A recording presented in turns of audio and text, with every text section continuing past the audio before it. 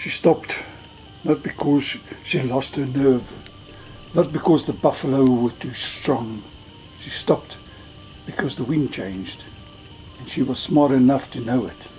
It was the dry season, the kind of dry that makes everything tighter. The grass, the water, the distance between predators and prey. We'd been following a small pride for 2 hours, 3 lionesses, moving slowly, conserving everything. About 400 meters ahead, a herd of buffalo, maybe 60 animals, were working a waterhole, ears rotating, dust rising from their hooves. The scene looked like a painting, still, ancient, inevitable.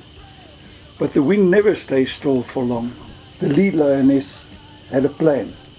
She was flanking to the left, using the dry riverbed as cover. The second were moving to the right, slowly, barely visible in the grass. The third held back, reserve. It was coordinated, patient, almost surgical. And then the wind shifted. One buffalo at the edge of the herd raised his head. Not a dramatic spin, not a charge, just a pause. And the pause rippled through 60 animals in under 3 seconds. The herd moved, not in a panic, in formation. The larger bulls rotating to the outside, the calves pulled inwards. The whole body of animals shifting direction with a quiet, collective intelligence. They didn't run, they repositioned. And the lion, the one who had spent 2 hours setting up the perfect approach, she stopped, sat down, looked at the new position of the herd, and began reading it again from the beginning. No frustration, no wasted energy, no insistence on the original plan. The conditions changed, so she changed, that easily, that completely. I watched lions hunt hundreds of times. And the ones who make the kill most consistently are not always the strongest. They are the ones who hold their plan loosely, who can abandon 2 hours of preparation in 3 seconds, without grief, without ego. Because the information in front of them is more important than the strategy behind them. Here is what stopped me in my tracks the first time I really understood this. A buffalo also adapted, not just a lion.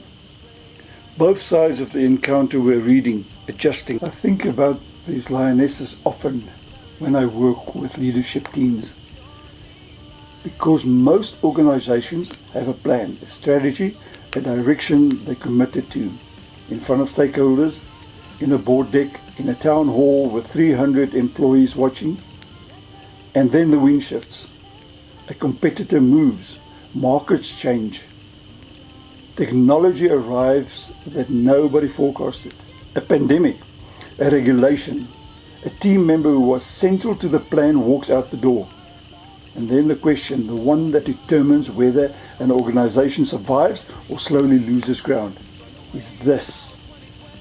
Can your leadership team sit down, look at the new position of the herd, and begin reading it again? From the beginning?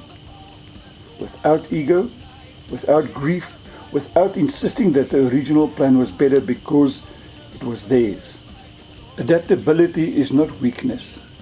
It is not giving up. In the wild, it is the most sophisticated form of intelligence that exists. The animal that clings to the strategy in a changing environment don't survive. The one that reads the new information fastest and move do. Your team is no different. The wild doesn't reward the animal with the best plan. It rewards the animal that can change it. Adaptability doesn't run away from change. It turns change into the next advantage.